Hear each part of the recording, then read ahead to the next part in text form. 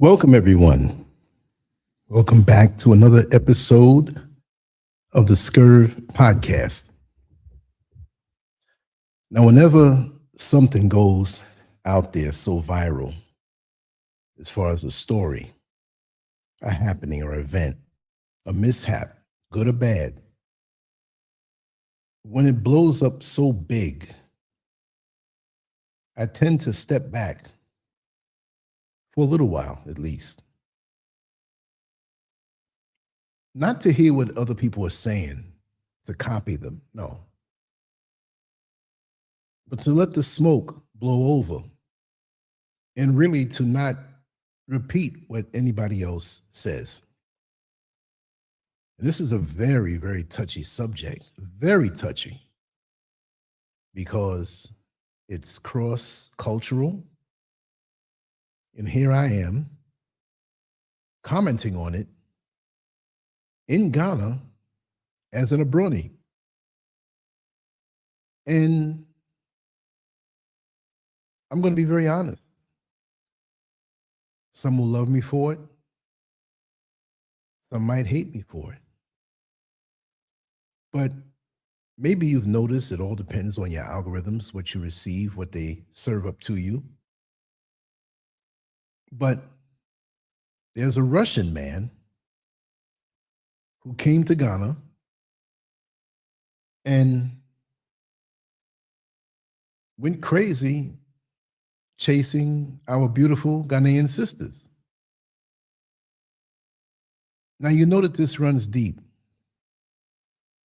because at first, when I first heard the story, because this is such a developing story that we're hearing truth mixed with hearsay, mixed with lies. So I'm not going to try to become the one with the specific facts when they could change tomorrow. It's the concept, the issues, and the prior conditions surrounding this story that makes it something noteworthy for me. Because there's a lot to talk about out there. And a lot of times I don't even talk about the foolishness that people talk about for 2 or 3 days and it goes away. But we have to learn and understand why this happened. I can't tell you percentage-wise. Well, it's 33% of this and 15% of that. No, I can't. But I can tell you what I saw in the shopping cart. Now, from what I'm hearing across cyberspace is that this Russian man came to Ghana, picked up several dozens of women separately, of course. Maybe, maybe not. But for the most part, that's the story. And he would approach them, talk to them, and shortly after, they would be in his hotel room, in his bed.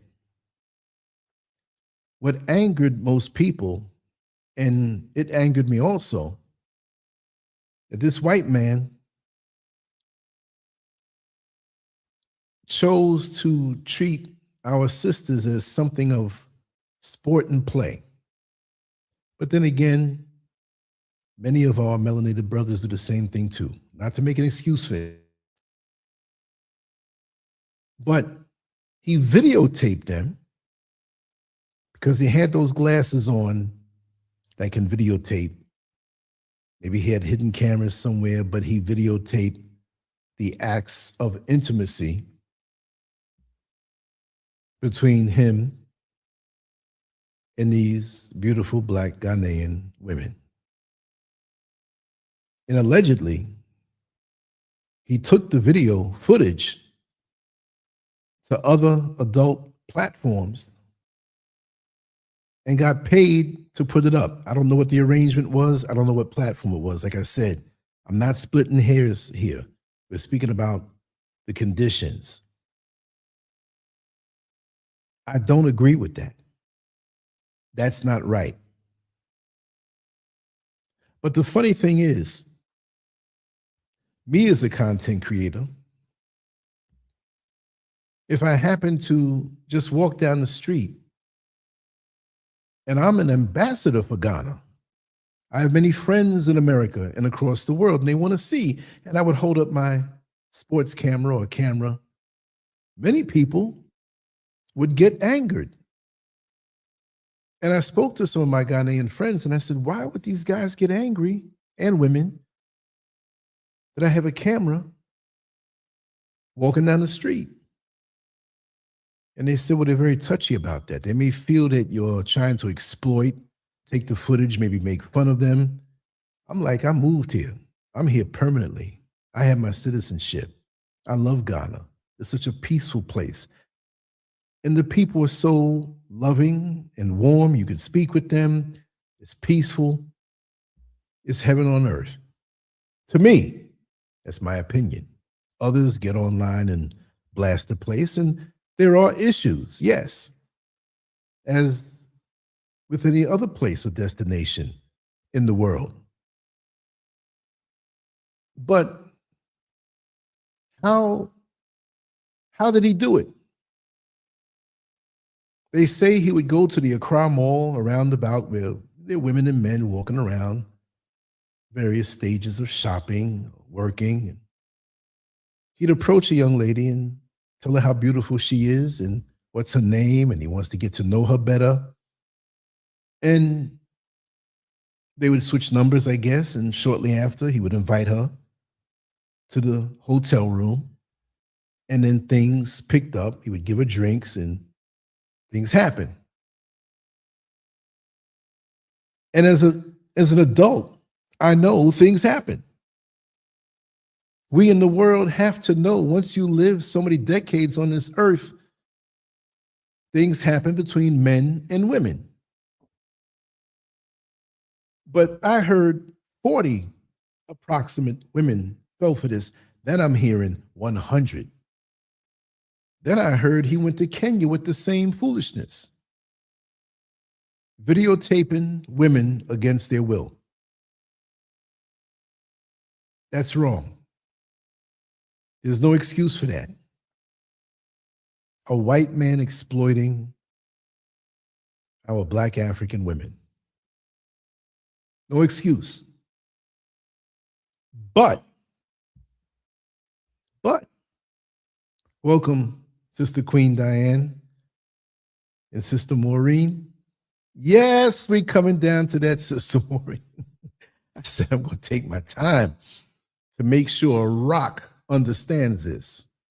And I've been up from 3 o'clock this morning, and for me, it's 11:53. So I'm pretty tired, but something told me. And I've been meaning to speak on this story, but I didn't want to say when I was going to do it. A part of me said, well, let me do it tomorrow morning, but most people on the East Coast will be sleeping, and going on back will be sleeping to the West Coast. But we're going to talk now. We're going to talk now. How did he do it? Is it because they're easy? No. Is it because the man is white? Now, this is the part a lot of folks are not going to like me to talk about. The white savior complex. There are many Ghanaian brothers who see a beautiful sister and may approach her.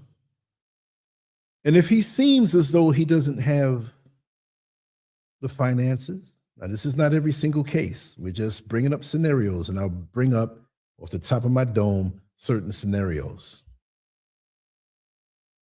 If he doesn't seem to fit the bill, he may not even get a conversation.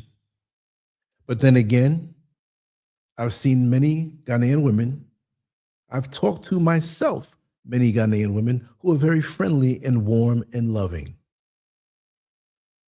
And that's all it was. But what I find here in Ghana is that many white people get a pass. They're warmed up to easier. The things that many Ghanaian women may complain about, as far as manhood is concerned, they never talk bad about that white man. Jesus, portrayed here in Ghana, is white.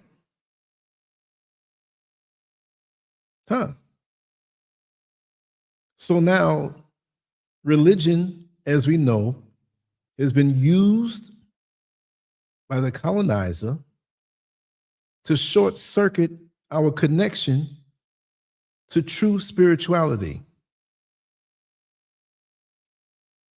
Right? Now, I'm not going to get into the argument about Christianity, good or bad. I'm just telling you how it's been used and how it's been absorbed in the mind of us, Black people, Black Africans, melanated people worldwide. But here, oh, the effects, it's epidemic. I've seen lots of things here and experienced lots of things here in Ghana. I'm in Ghana, y'all. Like I said, I love it. I understand it. But in understanding it, I may catch flack for speaking on what I see. And a lot of our sisters here are brainwashed and don't even know it. I'm down in the markets. I'm not in the tourist areas. I very seldom go through the tourist areas. It's corny to me. I like to be amongst the people. A little while ago, I took a walk up to the village. You know, walking up roadside, the streets are dark. So I got this USB flashlight that I keep with me as the cars pass by. I'm here with the people, y'all. And I hear things. And this is not every Ghanaian woman. But I've heard things that shock me. I was talking to a young lady down in the Medina market, for those who know it down there. And she sells different goods and she has it on top of her head, and there are dozens of other young ladies that are doing it. But I know her. So when I pass through, I stop to talk with her sometime. And she told me how hard it is sometimes working from such an early hour until nighttime. She says, listen, I got to find me a white man. Like, what? Yes, I want to find white man. I need white man to take me out of this life, out of this mess. The white savior complex. Man, that thing smacked me in the face so hard to hear it for real. I was on the van a few weeks ago, and there was a young lady sitting next to me. She's looking at me like trying to figure out if I'm American or not. She had to ask, and I told her yes. She says, oh, if I had a baby with you, I'd have a white baby. How's a black man gonna make a white baby? I mean, they could come from us, but it was because of my complexion. I understand that. I've been approached personally by 3 different women over the years of me being here who wanted me to impregnate them. Now, I'm not putting the blame on the sisters. All I'm saying, the mentality, the brainwashing, the religion, the feeling that everything else is better everywhere else, that there's nothing here, many feel that way. Many who are Ghanaian, who are listening to this, will have to admit that for the most part, I'm not saying it's 100%, but I'll say it's well over 90, and I'm being nice. That if I asked you, if I offered a round trip, all expenses paid trip to New York or to America for a month, well, pretty much anybody would take a trip. But they would jump at the chance. Because many here are not doing well as they want to because the economy is tight. I understand that. So that makes you want to do better. But it's in their minds that I have to leave to do better. But when they see Chinese come here, they see Turkish come here, they see Lebanese come here, don't they figure out that these folks are not coming here because of the love of Africa? They're coming here because this is the future and this is a cash cow. See, where I live, I've done live streams on the balcony when you can see in the daytime. I live in the mountains. It's beautiful. And many who are here, who are born and raised in the mountains, they don't see it the same way. Because I know what would have to be paid to live on a terrain like this, with the land and the size of a home, and I couldn't afford this. But to many here, because the economy is tight, they don't understand how beautiful it is because in their mind, it's nothing here. The fresh fruit to them, it's common, so it's nothing. Try going to a place where you can't even find a watermelon with seeds. You got to break your neck and you got to find some kind of hookup to get that. GMO foods, the crime, the pollution, the drugs, the stress. They'll say, oh, but you make money there. Yeah, and you spend it right on back too. They don't understand. So I believe the term is destiny helper, that white people are viewed as destiny helpers. So automatically, when you come here and you're white, it's assumed by many people that you're very wealthy, that you're living this life that's so above anything that could be offered here, that they give in so quick. And these perverse white men, excuse my French, they're getting some black ass at bargain basement wholesale prices. And I'm not referring to my sisters as that, but the black woman is fetishized. I told you we're going to talk. You're there for their pleasure. They have, and it was pointed out to me several months ago, and I can't show it. I can't even say the word, I'll say corn, but take the C and take it away and put P in front of it. They have a corn site, several of them, production. And when I say top level, I mean as far as the equipment, the clarity, the professionalism of how it's made, not the content, okay? I'm not condoning that. Of these white men who come down and they go to different villages, different countries. I don't know the countries. I know it's not here. I feel it's not here. I feel more Nigeria, maybe the Congo. You go to a lot of places where there's not much money flowing. And so they convince these girls who are extremely beautiful because of the natural way of life. They may be poor and don't have excess, but they're in the sun, they're eating good food, physical exercise of getting their food and doing whatever. And these white men are in the movies with them. They put a mask on their face and they have these women performing all kinds of acts on them, on each other, every combination you could think of. And from the production end of it, not the content, I can see that they're doing very well.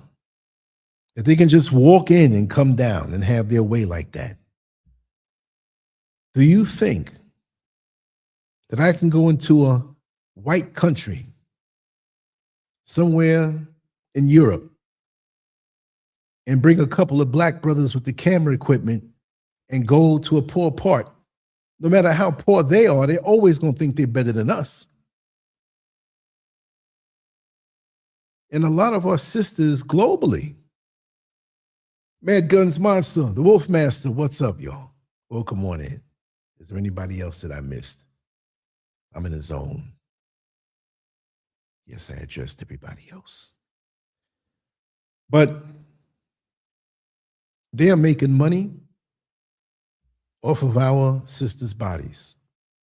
Now, I don't know if this man here, this Russian man, made lots of money. It seems to me he was on a solo mission, and he said, well, hell, let me exploit, let me see if I can make some cash. But whatever it was, he was wrong for doing this. But how gullible are some of our sisters to not see the game? They can't, because their minds, like Wolfmaster says, are brainwashed. They're going to roll out the red carpet. And again, this is not all of our sisters, but many of them when nobody's looking. And really and truly, many are going to get upset that I'm talking about it. But they can talk about it. Yay or nay. Again, I am against what he did, videotaping them without their permission. Some women, they love it. I know that personally. I'll say it like this. Because I'm on YouTube and do social media and all that stuff, and folks know that I'm now out here in Ghana, I was approached by someone to actually videotape and film and all this edit and all of that. I said, no, can't do it. Can't do that. How would that look? I'm talking about loving my sisters, respecting them, whatever, and I'm going to go up. And he had all the women lined up, and he was already doing it. And he was a very popular face in media in another part of Ghana. And he had his mask on, and he's holding his camera, doing what he's doing with the sisters. And he said, well, with your lighting, and I see everything with you is just proper, we can make some money. If I was to do something like that, they'd make an example out of me. Yeah, I would go viral then because it's something negative. Looks like a mosquito's trying to bite me on my leg. Let me scratch this bad boy. But from what I've learned talking to several teachers here who are pretty advanced in their thinking because they've traveled, they see a more well-rounded, they step back and they can see overall how things are. There's one particular teacher that I know, she's told me, she said, they don't tell the children that Ghana is bad, but they never really encourage the children to invest and to work and to team up together and do what they have to do. It's always, they glorify America, UK, everywhere else but here. And many times I've been asked in public, just in passing, you're on a bus stop or you're at the supermarket checkout line, and somebody may say, are you visiting? I said, no, I live here. But how long have you lived here? 5 years and 5 months. Why? You don't want to go back? No. But why are you here? Why are you in Ghana? What is here for you? What is here in Ghana? Why would you want to come? Several times. I'd say about a dozen times. The conversation didn't go exactly like that. But there's a feeling that We are less. I don't feel like I'm less. I'm just paraphrasing how many feel, and they will never say it. But deep down to the core, many feel that they're inadequate, they have nothing to offer. When a white man rolls through, you must bow down. I also heard the other day in a conversation that even youngsters have been taught, like from decades ago, they're adult now, that when the white man comes through, you have to bow down and cater to him like he is God. And it's still going on today. How did he do it? Because of the pre-existing mental state that many of us here are in. I say us to be nice. It ain't me. Y'all know that. The men and the women, not all, but some, I couldn't tell you to what degree or what percentage, but secretly it's a whole lot.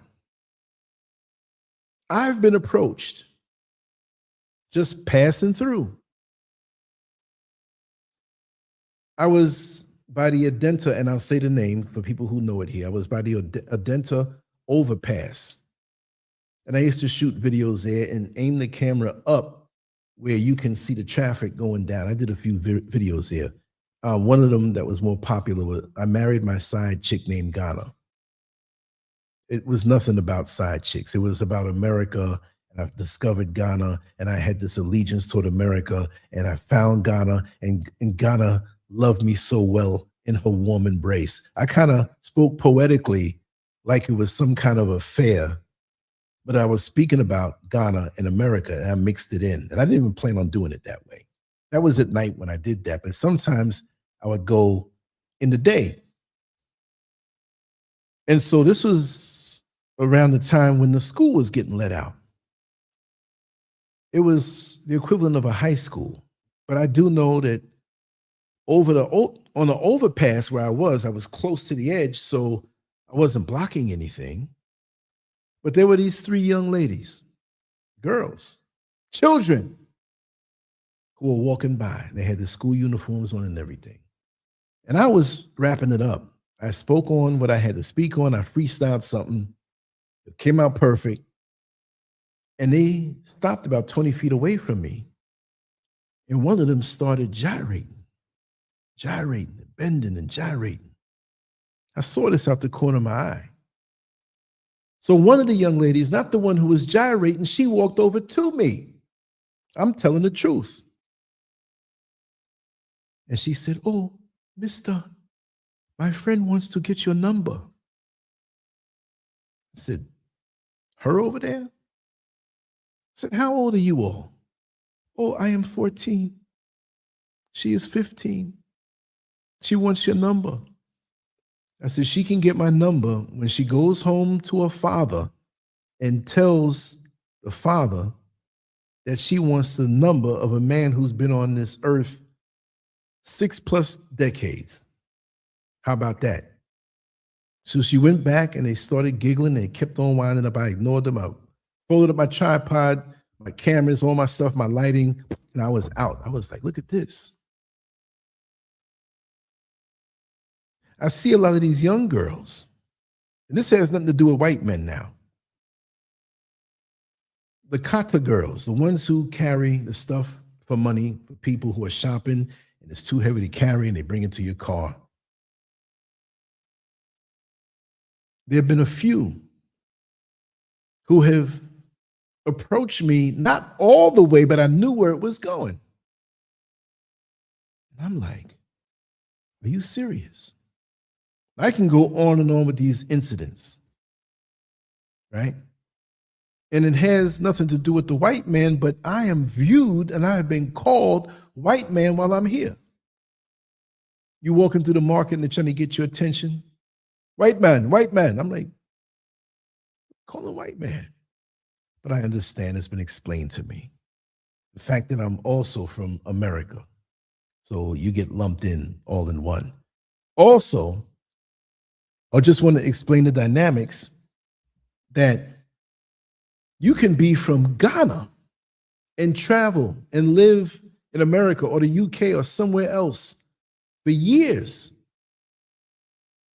and come back and they'll call you a brony, like you're a white man, not in the flesh, but you're different now.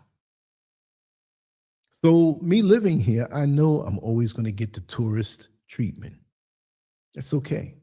Where I live, people know that I live here for good. So I'm accepted up to a point, I guess. You know how things are. If you have a problem with somebody, all the negativity comes out. So they won't have a problem from me. But we got the white Jesus. We got the honoring of white flesh because Jesus is supposed to be white. He is God. The black inferiority. The bad economy. So you have a white man who walks up to you smiling and friendly. You're not used to seeing too many of them. And they seem to have interest in you. And we know white people have money. And maybe he can help me elevate myself. See, many of our beautiful sisters here don't understand the mind, the wicked mind of the Caucasian. They don't understand it. They're isolated in their upbringing and their ideology from generations before passed down. You can't blame them, but that's what it is. I've seen black men. I saw one at the Accra Mall where this man did most of his pickups. This woman, she had to be 5'6", 300-something pounds. She was waddling. She was getting it like she was a seal. I mean, she was walking funny like that. Cottage cheese for legs. Had a little head, but triple chins. And this young black man, he looked like a boy. But he had his arm around her waist as much as he could. He couldn't put it around, so he placed his hand on her lower back.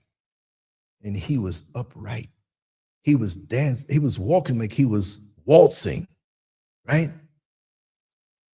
And he was so elevated. He was looking at me. I'm sitting there. There's a outdoor restaurant. He was out there, and there was a few other ones. He's looking at me victorious, like, oh yeah, I got it going on, because look what I got. That's how it is. It's privilege to many to grab on to white flesh or have white flesh interested in you, right? And I also want to say that these women behind in this photo, those are not the women who fell victim to this Russian man. That's a photo that I got. I wanted to get a group shot of some beautiful Ghanaian women and put it up as a background. So let me just give that disclaimer. I'm not trying to say that they had anything to do with this man. I should have said that earlier on. But it's not just in Ghana. It's in other countries in Africa. It's in America also. Hopefully, we got hip to the game. Our brothers and our sisters, hopefully they understand. I've been approached by white women in America. And all they see you as is a tool. And brothers, lots of them, they talk pro-black, but behind closed doors, yeah, man, I'm with it. People you know, I know you know them. Been through the platform. You don't see them here no more. They love them some white women to this day, like Deontay Wilder said, to this day. And they'll broadcast stuff and tell you the opposite. What is it with us? What is it? I don't know. And when you see these apps that are here specifically for Ghana and specifically for West Africa, East Africa, different parts of Africa, but there's some that are specific for Ghana, for white men to come down here and date Black Ghanaian women. Just on color alone, just on that alone. Ain't that something? I did a video clip not too long ago. I don't know if you remember it, where I was walking through the mall there, the Palace Mall on Spintex Road, right by the highway. I went in there, I go in there frequently, and I see this man, he couldn't have been no less than 82. He tried to spiffy himself up, not dressed nicely, but you could tell he was trying to act alive, but there's no way this man was less than 82. I say he's about 84 years old. In the fine sister, I'm going to say it that way, not in a derogatory way, not that I was checking her out that way, but she had it going on. Technically by the world standards, I have to say it that way. And I'm walking and I'm looking in the windows at different things that they had for sale. I wasn't gonna look to buy anything, but I keep my eyes open. I turned my head around, boom! They were right there. And she was looking at me as I turned toward them. And when she saw me look at them, she looked away. Like, oh God, you know, I'm embarrassed type thing. So I turned around and I said, no, I got to capture this. I did pull out my phone and walk past them on the slide and videotape them. How many people here remember that? I don't know if you remember that. I got to dig it up. If I can dig it up, I'll put it here. There's a quick clip that I kept running over again, but I wanted to show how these old white men come down here for these young, beautiful, shapely sisters. That's like I said, I hate to say it that way. They see it as getting black ass on wholesale, right? Because they figure they can come with a little money, even when they're not wealthy. They'll save up their little pennies and come down here and look to thrill themselves. And they have apps for that. So if you go down to Osu, where it's a big tourist area down there, and when I want to get my, and it's not New York City, when I want to get my big city feel on, restaurants, nightclubs, I don't go to the nightclubs. It's just everything going on. I just want to walk through there and feel like, oh yeah, I'm somewhere. Everybody's dressed up. I see Lamborghinis, Ferraris. I'm not worldly. I'm just saying I want to feel like I'm in New York City, get a little shot, get a little dose. I'll walk around for 2 or 3 hours, get something to eat, and get out of there. But when you go there at night, you see the prostitutes on the corner. Same way they were doing up in New York City back in the 70s and 80s on the west side of Manhattan, the short dress, the revealing stuff, whatever. But these girls are not on drugs, so they're very healthy. And who do you see creeping up slow? Not walking up to them directly. You'll see every race of man who may act funny toward us in the daytime or on the job. There was an illustration I always wanted to draw about a black man who couldn't get a job, and the white boss was saying at the interview that there's no money. But later on, you see the same white man at the topless bar throwing money, making it rain to that same guy's sister. You see? I see Indians from India, white men, some Chinese men, other type of Asian men purchasing these women. I didn't sit there with a video camera. I passed through and I was with somebody that night. Mr. Scurv doesn't like to stay out at night or go out, but I would do that every now and then. I want to see what's going on. Sometimes, and I'm going to start doing that again, right? Oh, you remember Diane? Oh, good. You remember that one? Yeah. But I saw all these different types of men ogling our sisters. But you don't want to marry none of them and do right by them. Not that I want you to do that, leave them alone, but you'll sneak off with them, right? They're sexual beasts to use, animalistic, sexual, animalistic, overwhelming, a sexual monster. Yeah. You're right, Mad Guns. And what do? What do? I'm talking about our sisters now, all over the planet, but especially here in Ghana, Nigeria, West Africa, other parts of Africa. Yes, other races of women do it too, but why is it? I can go on TikTok now. Let me see if I can go on TikTok now. Let me see something. And just go on a random open. See? Look. It's going to be a second before she turns around and shows her butt. Or maybe she didn't. I'm not looking for it, but okay, we got talking. I got a lot of good. Okay, here we go. It's not too hard. So you putting yourself out there like that, and I personally know several women who are TikTok whores. They go to church every Sunday. They take care of their children. They're decent on the outside, but they do this. I'm not saying every woman who's dancing and shaking their backside is a whore, because I know culturally, you know, they call it nyash, nyashi, that's the backside, that's the butt.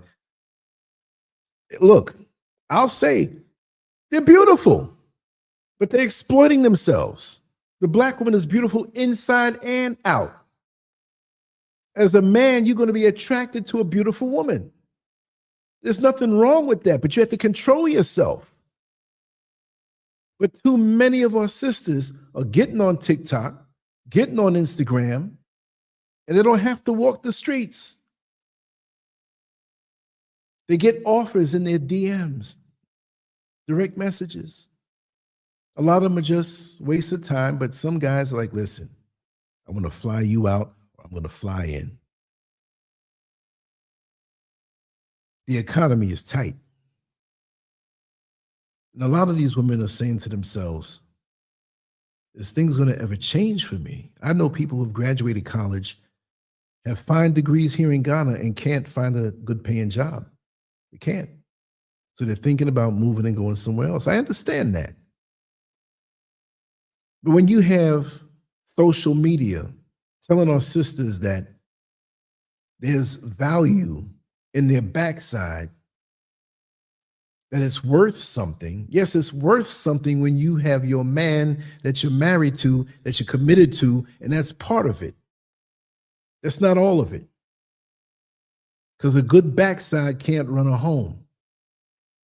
A sexy, round, delicious, voluptuous, juicy backside is not going to balance a budget. It's not going to bring wisdom to your children. Just that alone. But it's insinuated. If you want to get this, you're going to have to take care of me. But righteously, you're supposed to take care of your woman. But now social media has it where they put themselves out to the highest bidder. I'm not saying the women that this Russian man went, the one that, went with the Russian man, but that has to have some influence for him to go to bed with him so quick, because he's white. And white flesh in Africa is godlike. That's just all the talking I did. I should just put it on and say, how did he do it? White flesh in Africa is godlike. Good night. That's it right there. I've seen it. I've seen it. There was a woman in a restaurant. This was about 3 years ago. And it was in Osu. That's still the Accra area, but that's just and she came in with the white man and smiling and grinning, and I wasn't staring her down. I wasn't acting angry, but she kept locking eyes with me. So she had to get up and change the positioning of where she sat, because every time we locked eyes, I wasn't peering at her, but you're looking around, she was more looking at me, because every time I looked her way, she was looking at me like she felt bad or something. This guy looked like he stepped out of a coffin. And he was touching her face and she's smiling and she kept looking at me. Come on, you all met off the app. We know that. He's going to give you a little money, which is nothing to him probably, but something to you. And she was dressed a certain way, made him feel good. Like he's fooling somebody. Like, yeah, I pulled this pretty young thing just on who I am. No, you paid her. You probably didn't have enough strength to deal with her later on, if you know what I mean. But across the board, there are many decent young ladies here that, because of the wiring of their mind, it was easy for him, whatever his name was. I'm not here to bring those kind of facts. You'll see it online all the time. Like I said, I was going to do this show tomorrow, but I had to do it. Something just sitting there. Talk about it tonight. But when the opportunity presents itself in the wiring and your thinking, some more or less, it made it so easy for him. The pre-existing conditions here in Ghana mentally that many absorb, that's the problem. That's the problem. I have a problem with him violating them by secretly taking video of them having sex without their knowledge. It's the world we live in. If somebody approached them and said, listen, I'm going to pay you, this is how it's going to go, and they said, okay, yes, I'm going to sign this waiver, and we do it, I still don't want to see it, but they had knowledge of it. He snuck the videos. That's a whole separate thing. Yes. Bring him back here and prosecute him. Yes. But look beyond that. Why are so many of our women so easy? And why was it so easy for him? And they say, possibly, allegedly, that he's HIV positive. Oh, I'll take a baseball bat and bust his head open for that one. So who sent you? Why are you so confident to do just that? Why don't you go to Czechoslovakia and do it? Why don't you go to some other European country and do the same thing? Why you come to Africa with that? Like that white boy who, what was it, South Carolina, North Carolina? He was HIV and bedded down all these different black women. What is wrong with us?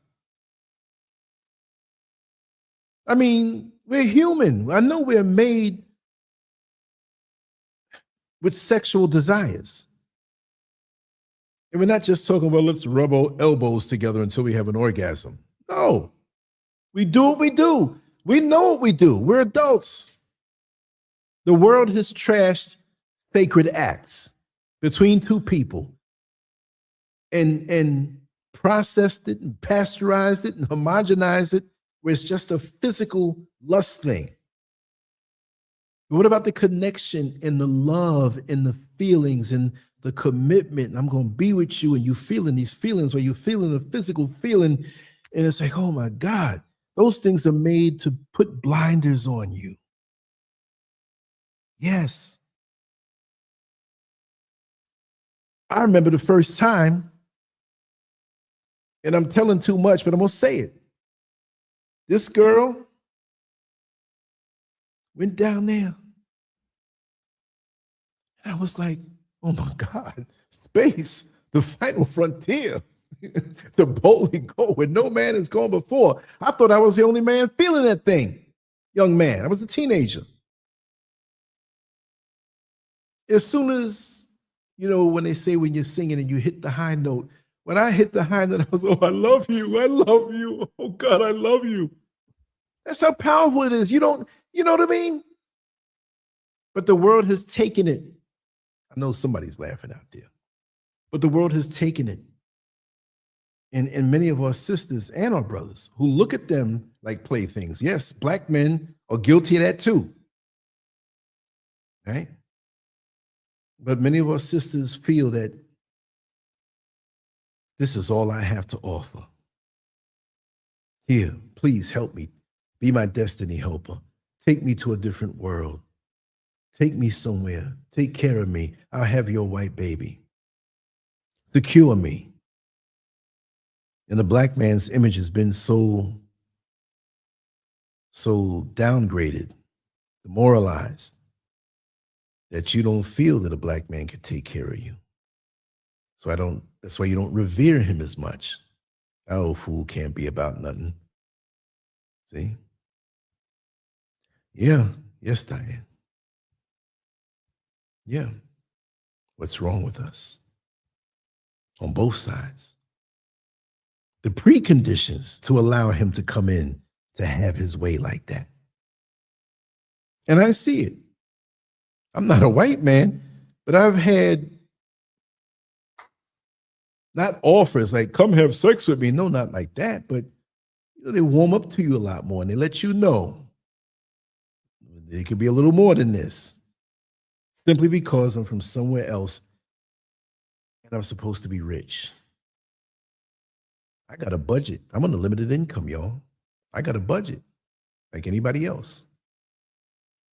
I may not be the senior citizen who has all the amber bottles of medication on the kitchen windowsill and walking with a walker, but I got to budget myself. And I got to do other things to make extra. I'm not in the street. Obviously, you see the beautiful, this ain't no fake background. It's real. And all over there is real too that you don't see. But you work hard all your life. And this is another thing why so many white men and men in general come out here and get over on. I was explaining to a brother today, well, just when I walked up at the top of the mountain in the village and I talk with people, there's a barber there, there's a couple of people that cook out there, and I go hang out for a little bit and talk because I've been in a lot. And I was telling him again, when you see people, young people, anybody driving a big, luxurious, luxury truck, it's on credit most of the time. And if you don't pay, they come and repossess it. But you're judging America from the state of your own experience, where most people have to pay cash. So this is why you may see vehicles when I do a video in the street, and the cars are not all that. And then you see cars that are, all that. You go to certain parts of town, even up here in the mountains, they live way out. You got people that built some big mansions up there. Daggone maid's quarters is bigger than my house. And they drop cash for it. Business owners, they own supermarkets and different things. So they think when they see social media and they see you living in these houses and driving these big cars, that yes, it's because you have money. Most folks in America are not paying cash for that luxury SUV. Some are, some can. There is money. But it looks like more from on this side of the world with the way the economy is here. So yes, I want to go to America. I must go to America. And a lot come back with their tail between their legs if they can even afford to come back when they get to see what it's about. If you have lots of money, you can go there and do good and live good. But don't think that there isn't a catch when you make a deal with the devil. And I would tell so many people here, I said, listen, why don't you all get together? You might be making less, but pool your money together and get some property, which is highly affordable in certain areas. You know guys who build. I know guys who build houses, but they haven't purchased their own land to maybe build something small for themselves and build an Airbnb and work the internet and get that American money or UK money and use your mind. But back to this. What was his motivation? Well, he's a perv, of course, fetishizing black women.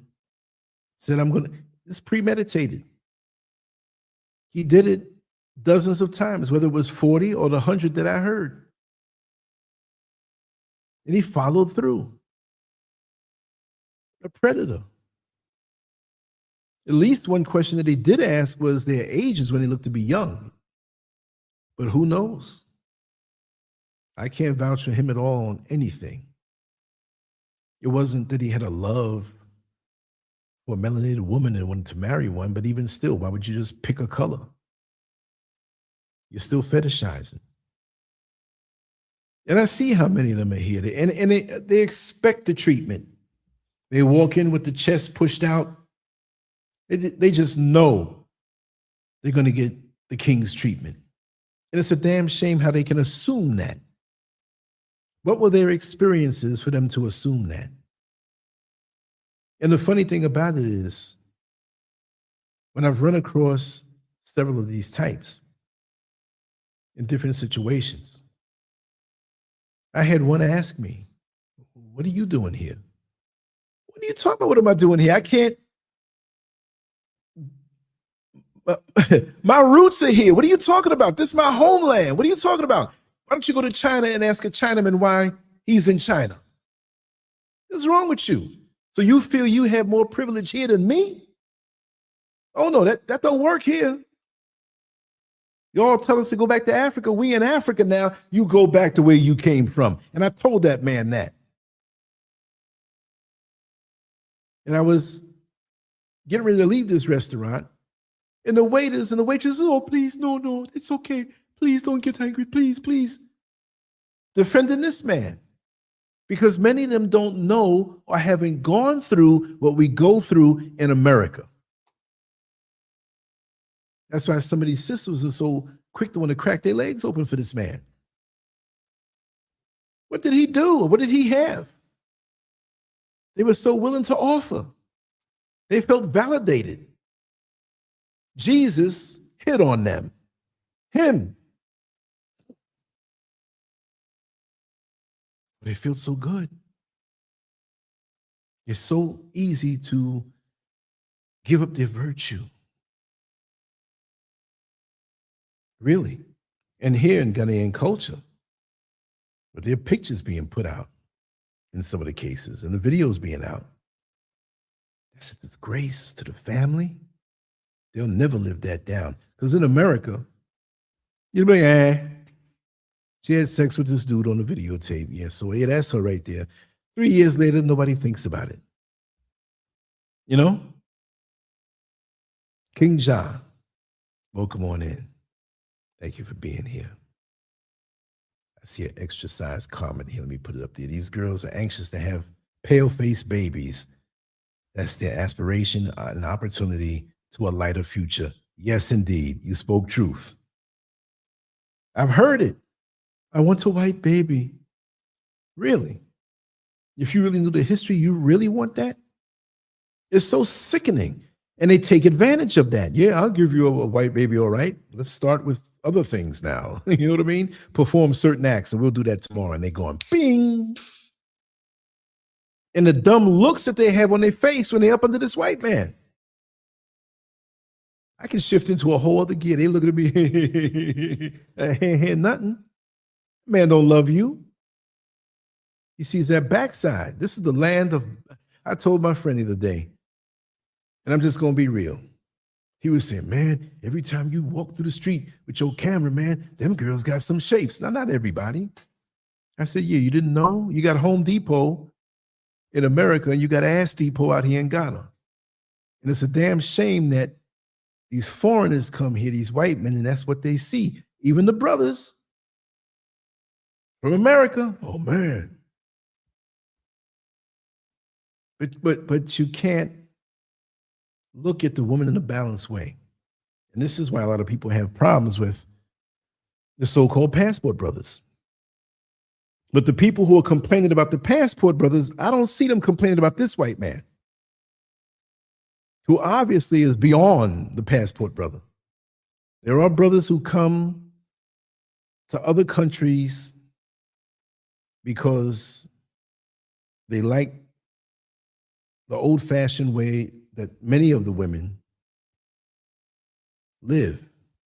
And that's not all, because you go down into the city, you will find some hustlers, some schemers, and they'll run circles around you as a man coming out from America thinking that you slick. Okay? Yes, creative. Creative speaks like, okay, creative speak lioness. Welcome on in. It is. I'm telling you the truth. I'm not gonna lie. I don't come on here for clicks or likes or anything. I'm just gonna tell you the truth. I'm here. I'm in Ghana. I got the citizenship. I've committed. We sold our home and took the money and plopped it right down here. I know what I'm talking about. And another friend of mine, I've said this before, and I think it's proper to say this again, because we're going over the double yellow line, right? I'm gonna hit the sack soon, and I'll probably do a part 2 of this, because I was up from 3 o'clock. It's already 12:46. What's coming up on soon? I've been up 24 hours. I probably won't be able to sleep until about 3. I'll be sitting here wide awake. But he knows some corporate brothers, friend of mine, that, you know, you do have big companies and corporations out here. And Ghana does a lot of business with America. So a lot of people out here saying, oh, they don't do anything. No, there's a lot of, because like Mexico, when they do business with Mexico, you know, things are a little cheaper. And I'm not going to say just on that, but positioning but they don't push that as much. You don't see that as much, right? But they come out here. 3 different brothers this happened to. That it happened the same way, but I'm gonna tell it as one story so you can get the gist of what happened to these 3 brothers. Now they're not brothers like they got the same parents. I say brothers because they're black brothers like me. Slightly different ages, 30s, late 20s, early 40s. But they have corporate positions, and they were elected to come out to Ghana to deal with the sister company or the extension of the company that they have in America. So, and this is not where they all came. They don't even know each other, these guys, right? But again, I'm going to tell the story one way, and I know there's variations on the story, but it's pretty much the same thing. And I'm talking about the ones who are slick, the ones who you think, like Eddie Murphy said back in Eddie Murphy Raw back in the 80s, when he said, I'm going to find an African chick with an effed up afro and a bone in her nose, name on Fufu. Well, you may think you can find some of those out here, and you can. Very nice young ladies, understood, beautiful. I wouldn't say it derogatory like he did, but he was playing up to people's stereotypes. But it's not just that. You got some shrewd ones out here. So let's just say, well, I'm going to talk about it like it's just one brother. So this brother comes out, and he's got a month out here in Ghana. And he does his work on the computer and going to the company, maybe giving some classes or talking with higher ups and collaborating in real time. So he gets most of this work done in 4 days.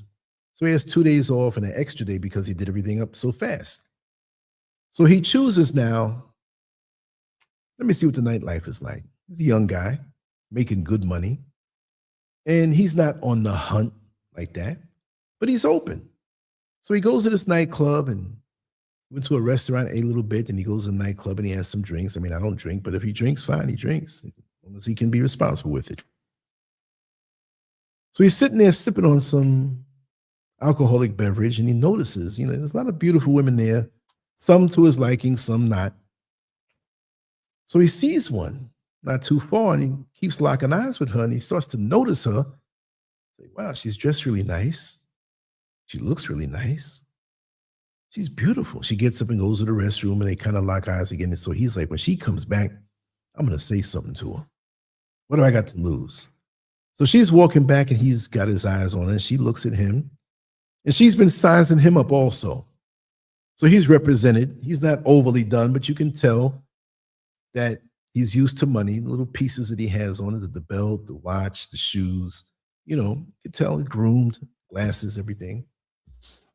So he says something to her, and she acts like she can't hear him because of the noise of the music. So she goes closer, and he just says, I can't keep my eyes off you. You're so beautiful. You know, He just said it. It really wasn't a pickup line. He wasn't really trying anything, but he felt that feeling. That's how attraction is. So she says, "Thank you. I noticed that you're exceptional," or something to that degree. So it's like, "Well, listen, are you here with anybody?" He knows she's not. "Are you waiting for anybody?" No, she's not. "Well, listen, come sit with me." When she went to the restroom, she took a little bag and there was nothing at the other table. So she just sat right down right there. And they got acquainted. They talked, you know? And they talked and talked. So they decided, it got late. Let's go to this 24-hour restaurant. And I know the restaurant they went to because I go there all the time too when I'm in that area. So they went and they talked even more. And she was exceptional. She spoke several languages, very educated, warm. She wasn't dressed improperly, but sexy enough that, it wasn't like, oh my God, she's like just so raw. No, classy. He was impressed. And he said, let me see here what King John said as I tell the story. Not all Russians are spastic degenerates, purposefully out to take advantage of young and okay, we know that, but we have to speak on this because there are some like that. In anywhere in Europe, anywhere white folks are, there are some like that. I know some over the years really degenerate white men. I'm not going to say everybody, but I'm not going to defend none of them either. I don't know what they think, because if there was such a outrage and uproar, they'd speak out on it, but it's us, so we're disposable. So after eating, the conversation was good, the vibe was good. It was like, wow, I'm just meeting you, but I'm gonna be honest with you. I really wish we could spend more time together from this point on. And she's like, you know what? I feel the same way too. This is nothing that I do, but where are you staying? He says where he's staying. He said, well, listen, we're adults, but this is just to continue the vibe. Maybe I'll stay a little longer. Maybe I'll stay long. I don't know. She drove this really nice car. He noticed that also. So she wasn't just somebody who looked like she was a gold digger. So they go back to his place and they're on the couch. They lay on the bed. They fall asleep. Nothing happens. He gets up. She's washing dishes. She's spiffing up the place. And he liked it. He woke up and he's like, wow, I really had a nice night. He's like, listen, I wouldn't mind spending more time with you, but I have to get back home to take care of some business. And maybe later on, if you want. He said, of course. He said, listen, bring some things to change. Just come. Are you free this week? She said, yeah. Miraculously, I am. So he was like, wow. He had a vibe with her. Not just that she was a piece of, a sperm receptacle. So she came back and they went out again and they had this glorious time. Now, when they got back, things happened, right? She stayed with him. He had like 3 more weeks and she adjusted her schedule to stay with him because she was acting as though she was so impressed with him. So at first, he didn't sleep as deep because he's looking at her, watching her. Not that he's scared, but I'm just meeting you, Well, they made love. I can't say it was made love. Maybe it was just sex or lust or whatever. I don't know what it was, but it was what it was. And after the second or third night, the condom that he wore broke. And she was like, listen, things happen. Let's not get upset or anything like that. They never used the condom again. Now, he was thinking, I'm not committing to her. I'm going to ride this out. I'm raw dogging it, watering the garden freely, having fun like this beautiful woman. When I get back to the States, I'm not coming back out here again. See? So he's really knocked out now. She's been there for a few days. He's used to her. He leaves his wallet on the side table. I've told this story before. She grabs the wallet, gets up, and when she gets about the bed, when you have somebody you're sleeping with that maybe, you wake up, like, where you going? You know what I mean? Oh, you're going to the bathroom. Now, if you're married and you've been together for years, it's like you're still snoring. You know, you're not getting up. So she goes into the bathroom and goes through all of his credentials and takes her phone and snaps pictures. Job ID, right? License, addresses on there, and all the particulars. But she doesn't take a dime. Not one dime. She climbs back into bed and puts everything back. Remember that part, though. So it's time for him to soon leave in a few days, and she's professing all of this love to him, which was fake. He's saying it back, which was fake. He's using her, and she planned on using him. So the way he's been going on, no protection, 3 weeks, she's got to be pregnant. But he's gone. And so she realizes she's pregnant. She has the baby full term. And then she goes down. And this is what happened to the other two guys. This is part of the hustle. It's not just Ghana. The other countries too, y'all. She went down to the American embassy, which any embassy in another country is the soil of that country that the embassy represents. Not really, but you go to the American embassy, you're in America. So she says to the person who spoke to her, I'm pregnant from an American. Here's all of his ID and credentials. I need help. I need child support. And they work it where they knew who he was, where he worked, everything, and they can do the test across the water. So when he gets the papers now, he might have thought her name was, I said Brenda earlier on the other exam. I'll use Brenda now. No, Brenda's, I know that you didn't do this. And it's this long African name, and he's like getting served these papers from family court. And it's almost a year. Who is this? I didn't go to bed with nobody with no name like this. I'm to find out it's her. Yeah, you were raw dogging it. You got her pregnant, but you didn't think she was smart enough to follow up. Now the money you're paying pays her, and here's the real hustle. Up in the mountains, where living is cheap. She has the baby, and she brings the baby to her family area, family land. You got grandmama, mama, grandfather, aunts, other children she had from Americans, them other 4 and 5 that she had that she's getting paid from. American money up in the mountains, they take care of the kids. It's just another mouth to feed. And she's back on the hunt. See? So don't think that you're so smart and you're so slick. You see what I mean? Let me see what Brother Madgun said. The reader of 50 Shades of Grey breakout. You always get me. For real. So yeah, that's the most decent way I can tell that story. That happened in different ways with 3 different brothers that my friend knows, and I'm quite sure it's other people. So when I see, and I'm not saying this is every Ghanaian young lady. No, I'm not saying that. I just went over the double yellow line to come back to the story.